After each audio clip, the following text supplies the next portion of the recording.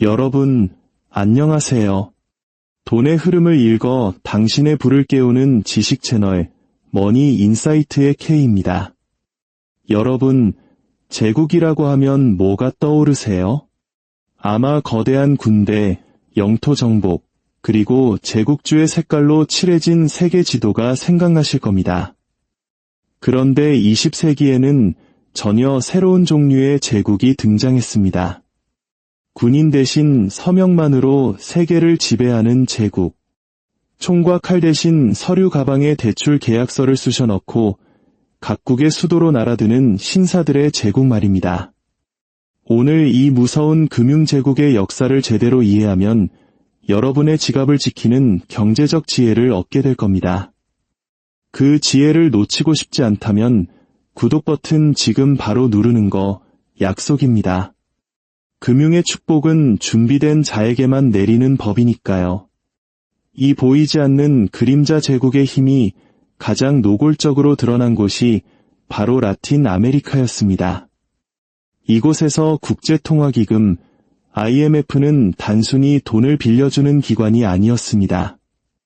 국가 경제 전체를 다시 쓰고 정부 정책을 지시하고 수억 명의 운명을 바꿔버리는 사실상의 총독부 역할을 했습니다. 겉으로는 안정을 위해서라고 했지만 실상은 오직 채권자들의 이익을 위해서였죠. 진짜 아이러니한 건 IMF의 탄생 배경입니다. 1944년 브레튼우즈 체제 하에서 만들어진 IMF의 공식적인 임무는 환율을 안정시키고 경제 붕괴를 막고 전쟁의 폐허 속에서 각국이 회복하도록 돕는 것이었습니다.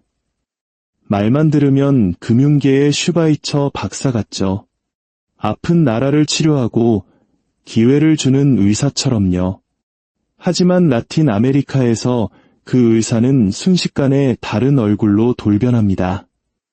뉴욕과 런던의 은행들이 빌려준 돈을 확실하게 회수하는 냉혹한 빚쟁이로 말이죠. 환자가 죽든 말든 내 돈만 받으면 그만이라는 식이었습니다. 이들이 어떻게 그렇게 막강한 권력을 갖게 됐는지 이해하려면 20세기 중반의 라틴 아메리카로 시간여행을 떠나야 합니다. 브라질, 멕시코, 아르헨티나 같은 나라들은 당시 우리도 한번 잘 살아보자는 열망에 불타올라 초고속 근대화를 추진하고 있었습니다. 높은 관세 장벽 뒤에서 자국 산업을 키우고 국영 기업을 확장하고 사회 안정을 위해 식료품과 유류의 보조금을 쏟아부었죠. 정치인들은 오늘의 성장을 약속하고 그 비용은 내일의 빚으로 돌렸습니다. 그리고 그 내일의 청구서는 상상을 초월할 정도로 거대해졌죠. 1970년대 전 세계에 값싼 돈이 넘쳐 흐르기 시작합니다. 오일 쇼크로 유가가 폭등하자 중동 산유국들이 벌어들인 막대한 오일 달러, 즉 페트로 달러가 서방 은행들로 쏟아져 들어왔습니다. 은행들은 이 돈을 어딘가에 빌려줘서 이자를 받아야만 했죠. 돈 빌려줄 곳을 찾지 못해 안달이 난 겁니다. 라틴 아메리카의 지도자들은 이때를 절호의 기회로 봤습니다. 지금이야. 달러를 빌려서 인프라에 쏟아붓고 사회 프로그램을 돌려서 민심도 얻고 정치 기반도 다지자. 도로, 댐, 공장, 철도가 해외에서 빌려온 돈으로 지어졌습니다. 겉보기에는 기적과도 같았죠. 성장률은 치솟고 정치인들의 인기는 하늘을 찔렀습니다. 하지만 세상에 공짜 점심은 없는 법. 여기에는 치명적인 함정이 숨어 있었습니다. 그 함정은 1980년대 초의 모습을 드러냈습니다. 당시 미국 연방준비제도 의장이었던 폴 볼커가 살인적인 인플레이션을 잡기 위해 기준금리를 하늘 끝까지 올려버린 겁니다. 이걸 볼커 쇼크라고 부릅니다. 이 결정 하나로 하룻밤 사이에 라틴 아메리카가 빌렸던 값싼 대출은 감당 불가능한 빚더미로 돌변했습니다. 어제까지 이자가 5%였던 대출이 오늘 갑자기 15%, 20%를 내라고 요구하는 상황이 된 거죠. 이건 마치 월세 50만 원짜리 방에 살고 있었는데 다음날 집주인이 와서 월세 200만 원 내라고 하는 거랑 똑같습니다. 멕시코, 브라질, 아르헨티나 모두가 갑자기 빚을 갚을 능력을 상실했습니다. 결국 1982년 멕시코 재무장관이 워싱턴으로 날아가 전 세계를 향해 선언합니다. 우리 빚 못 갚겠습니다. 국가부도, 즉 모라토리엄 선언이었습니다. 금융계의 핵폭탄이 터진 것과 같았죠. 그리고 바로 그 순간 IMF가 기다렸다는 듯이 무대 위로 등장합니다. 그런데 IMF는 따뜻한 구원의 손길을 내민 게 아니었습니다. 그들은 조건을 들고 왔습니다.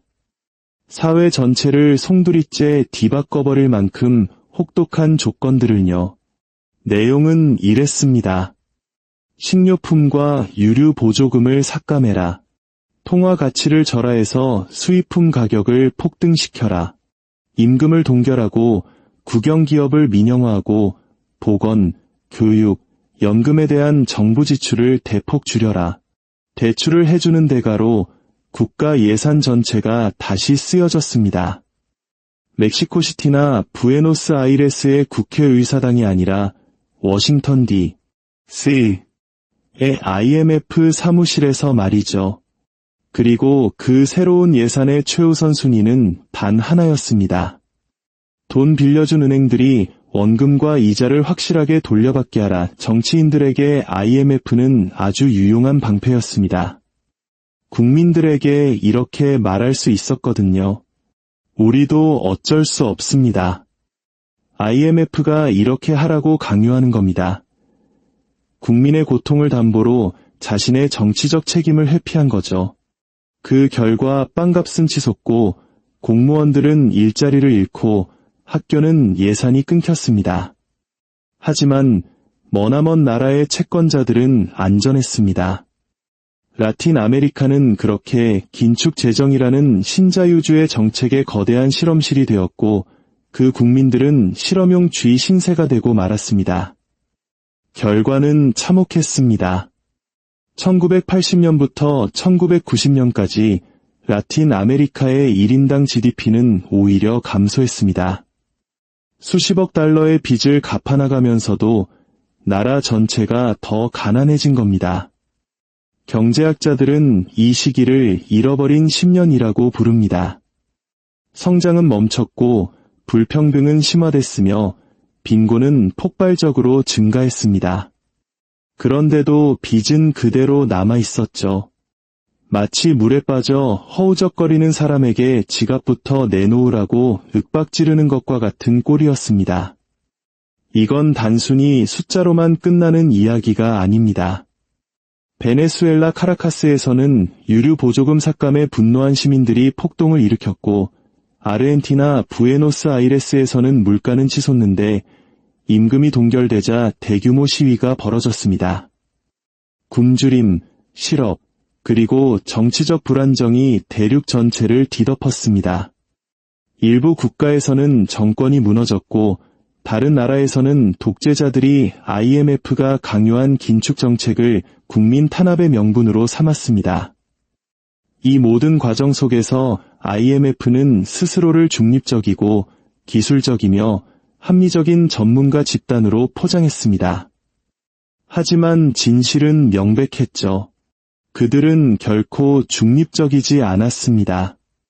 그들은 돈과 권력이 아래에서 위로 흐르도록, 채무자에서 채권자로 흐르도록 시스템을 지키고 강제하는 해결사였을 뿐입니다. 1982년 멕시코가 첫 번째 도미노로 쓰러지자 지역 전체가 연쇄적으로 무너졌습니다. 멕시코는 1970년대 석유 붐 동안 높은 유가가 모든 빚을 해결해 줄 것이라 믿고 막대한 돈을 빌렸습니다. 하지만 유가가 폭락하고 금리가 치솟자 더 이상 장부의 숫자를 숨길 수 없게 된 겁니다. 멕시코의 채무 불이행 선언은 월스트리트에 거대한 충격파를 던졌습니다. 문제는 멕시코뿐만이 아니었습니다. 수십 개의 라틴 아메리카 국가들이 비슷한 논리로 돈을 빌렸기 때문입니다. 순식간에 뉴욕, 런던, 프랑크푸르트의 거대 은행들은 시스템 전체가 붕괴할지도 모른다는 공포에 휩싸였습니다. 바로 이때 IMF가 구원투수로 등판한 겁니다. 단순히 멕시코를 구하기 위해서가 아니라 글로벌 은행 시스템 자체를 안정시키기 위해서였죠. 조건은 간단했습니다. 멕시코에 새로운 신용을 제공할 테니 지출을 삭감하고 산업을 민영화하고 경제를 자유화하라는 것이었습니다. 이것이 바로 그 악명 높은 워싱턴 컨센서스의 탄생이었습니다. 이후 수십 년간 라틴 아메리카 경제를 규정하게 될 정책 패키지였죠. 무역 자유화, 재정 긴축, 규제 완화, 그리고 국영 기업 매각이 그 핵심 내용이었습니다. 이론상으로는 이러한 개혁이 경제를 효율적이고 경쟁력 있게 만들 것이라고 했습니다. 하지만 현실에서는 사회 안전망을 갈기갈기 찢어놓고 국부를 종종 외국인인 민간 투자자들에게 헐갑에 넘기는 결과를 낳았습니다. 볼리비아는 이 정책의 교과서적인 사례가 되었습니다. 1985년 볼리비아는 역사상 최악의 초인플레이션을 겪고 있었습니다. 1년 만에 물가가 수천 % 오를 정도였죠. IMF와 현지 기술 관료들은 충격요법을 처방했습니다. 하룻밤 사이에 보조금이 폐지되고 통화 가치가 폭락했으며 공공지출이 전면 중단되었습니다. 인플레이션은 잡혔지만 그 사회적 비용은 파괴적이었습니다.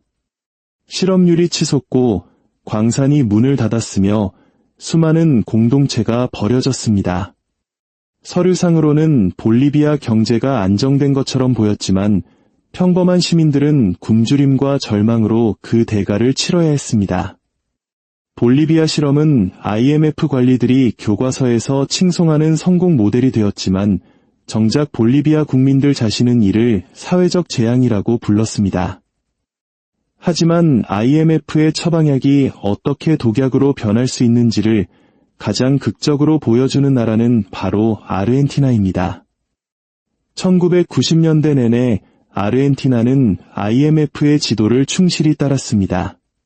자국 통화를 달러에 고정시키고 산업을 민영화하고 재정 적자를 줄였습니다.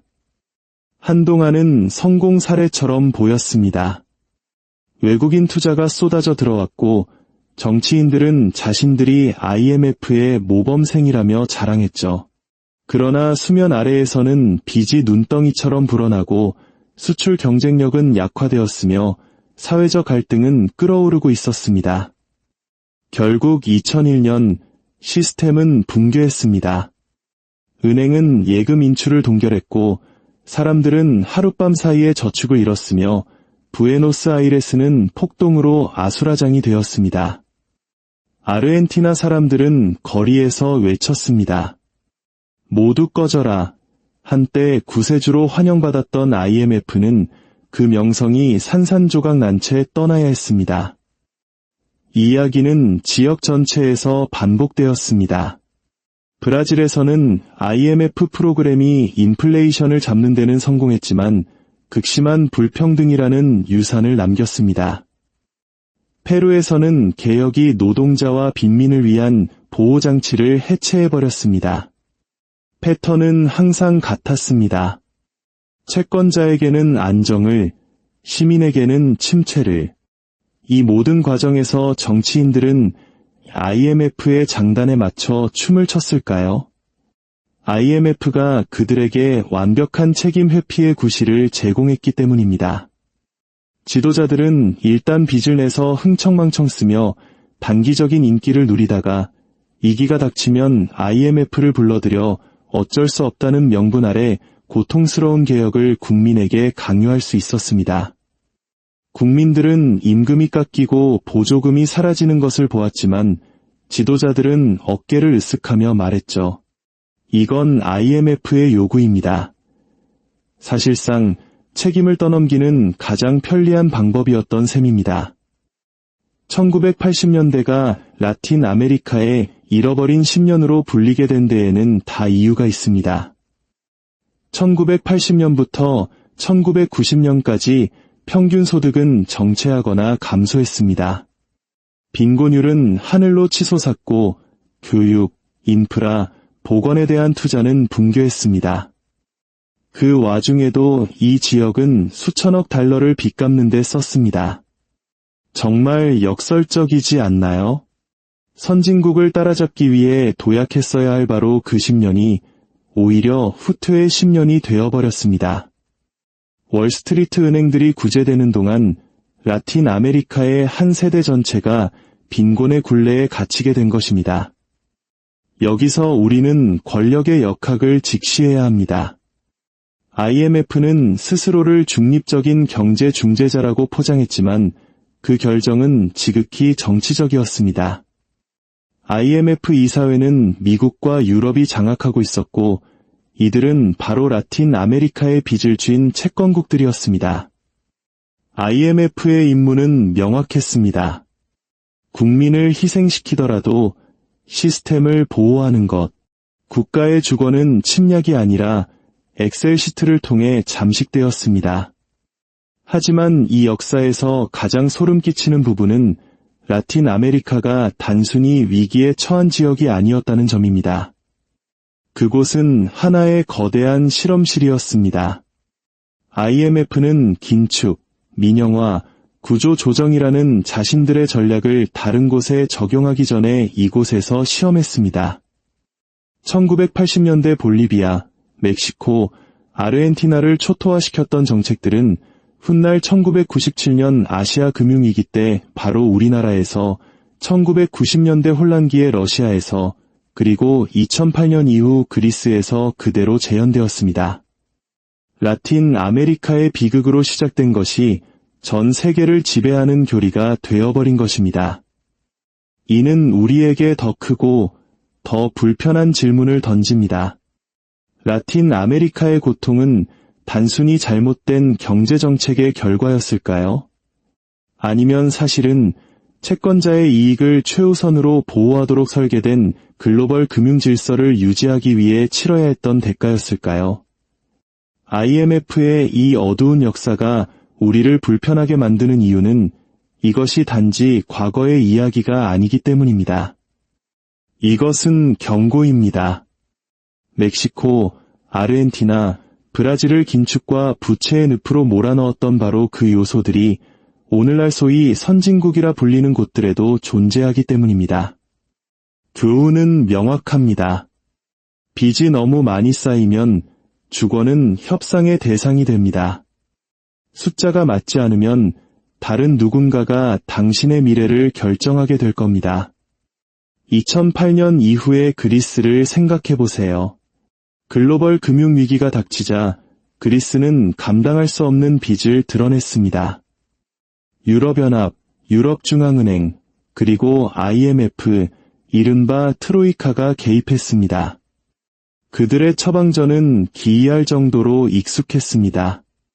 대출은 연장되었지만 오직 잔혹한 긴축을 대가로만 가능했습니다. 연금은 삭감되고 공무원 임금은 줄고 세금은 오르고 국유 자산은 민영화되었습니다. 부에노스아이레스에서처럼 아테네의 정치인들도 국민들에게 말했습니다. 우리는 선택의 여지가 없습니다. 그리고 1980년대 라틴 아메리카와 똑같이 그 결과는 국민에게는 비참함을, 채권자에게는 안전을 가져다 주었습니다. 이탈리아, 일본, 심지어 미국까지. 오늘날 이 모든 나라들은 1970년대 라틴 아메리카 지도자들을 겁에 질리게 했을 수준의 부채를 짊어지고 있습니다. 차이점은 아직까지는 투자자들이 이 나라들이 빚을 갚을 수 있다고 믿어준다는 것뿐입니다. 하지만 믿음은 하룻밤 사이에 바뀔 수 있습니다. 금리가 계속 높게 유지되고 경제가 침체되고 투자자들이 어떤 대가를 치르더라도 상환을 요구한다면 공식적이든 비공식적이든 IMF 스타일의 조정이 이루어질 조건은 무르익게 됩니다. 한때 라틴 아메리카에 강요되었던 것이 전 세계의 표준이 될 수 있는 것입니다. 더 깊은 진실은 빚이 단순히 금융적인 숫자가 아니라는 것입니다. 빚은 통제의 한 형태입니다. 라틴 아메리카의 지도자들은 빚을 정치적 도구로 사용했습니다. 오늘 성장을 약속하고 비용은 미래로 떠넘겼죠. IMF는 그 빚을 레버리지로 삼아 국가 전체가 무엇을 할 수 있고 할 수 없는지를 지시했습니다. 그리고 지금 선진국들이 역사적인 규모의 빚을 쌓아감에 따라 똑같은 덫이 닫히고 있습니다. 항상 긴축이라는 이름으로 불리지는 않을 겁니다. 재정 건전성이나 시장 규율이라는 이름으로 포장될 수도 있겠죠. 하지만 본질은 같습니다. 채권자를 보호하기 위해 예산이 다시 쓰여지고 시민들이 그 고통을 흡수하는 것. 이것이 바로 라틴 아메리카의 잃어버린 10년이 결코 잊혀져서는 안 되는 이유입니다. 그것은 소수를 보호하기 위해 다수를 희생시키는 방식으로 돈과 권력이 어떻게 움직이는지 그 시스템의 작동 원리를 적나라하게 보여주었습니다. 라틴 아메리카는 인간적인 비용은 거의 고려하지 않은 채 정책을 시험해 볼 수 있는 소모품 같은 실험장으로 취급되었습니다. 그리고 그 결과는 너무나 현실적이었습니다. 수세대에 걸친 저성장, 불평등 심화, 그리고 기회를 박탈당한 사람들. 하지만 바로 여기서 오늘을 사는 우리에게 이야기는 다른 방향으로 전환될 수 있습니다. 이 패턴을 이해한다면 당신은 더 이상 희생자가 될 필요가 없습니다. 평범한 시민들이 IMF 정책을 통제할 수는 없지만 빚과 저축, 그리고 부를 어떻게 바라볼 것인지는 통제할 수 있습니다. 여러분의 조부모님 세대는 결국 무너져버린 은행을 믿었을지 모릅니다. 부모님 세대는 영원히 오를 줄만 알았던 집을 영끌해서 샀다가 폭락을 마주했을 수도 있습니다. 그리고 여러분은 언제 터질지 모르는 투기적 시장에 묶인 펀드로 노후를 저축하라는 말을 듣고 있습니다. 라틴 아메리카의 교훈은 냉정하지만 강력합니다. 당신이 통제할 수 없는 시스템이 약속하는 환상을 진짜 부와 혼동하지 마십시오. 진짜 부는 가치를 지키는 자산, 평가절하될 수 없는 기술, 그리고 민영화될 수 없는 네트워크입니다. 역사는 반복되지 않지만 잔인할 정도로 비슷한 운율을 갖습니다. 라틴 아메리카에 드리워진 IMF의 그림자는 단순히 빚에 관한 이야기가 아니었습니다. 그것은 숫자가 사람보다 우선시될 때 어떤 일이 일어나는지를 전 세계에 보여준 사건이었습니다. 그리고 우리가 그 교훈을 배우지 않는 한 똑같은 각본은 다시 사용될 것입니다.